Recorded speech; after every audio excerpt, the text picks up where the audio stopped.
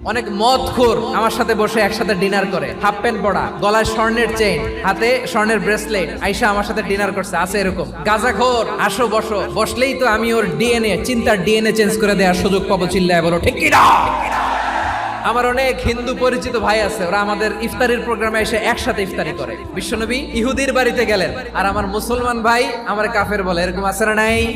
মুসলিমরা দেখতে পারে না, সহ্য করতে পারে। বিষ্ণু ইসা ইসলামের খাদেম ছিল ইহুদি, এতদিন খেদমত করলো, একদিনও বিশ্বনবী ওর কালিমার দাওয়াত দেয় নাই। কারণ কি? বিশ্বনবী একটা ভালো সময়ের অপেক্ষা করতেছিলেন। দায়ী সুযোগ খুঁজে কখন দাওয়াত দিলে ব্যাটে বলে হবে, ঝোপ বুঝে কোপ মারে। বিষ্ণু ইসা ইসলাম ভালো সময়ের অপেক্ষা করতেছিলেন। দেখি আস্তে আস্তে এমন সময় আসছে, ছেলে এবার মুমূর্ষ। যখনই টাইমিং পেয়েছেন দাওয়াত দিলেন, পড়ো লা ইলাহা ইল্লাল্লাহ। প্রতিবেশী ইহুদি হোক হিন্দু হোক, যাবেন, সুসম্পর্ক রাখবেন, উপহার দিবেন, বিপদে পাশে দাঁড়াবেন। অসুস্থ হইলে একটু আপেল নিয়ে যান, আঙ্গুর নিয়ে যান। ইসলামের বিউটি দেখে, সৌন্দর্য দেখে অবাক হবে। নসিব ভালো হলে কোনোদিন কালিমা পড়ে মুসলমান হয়ে যাবে।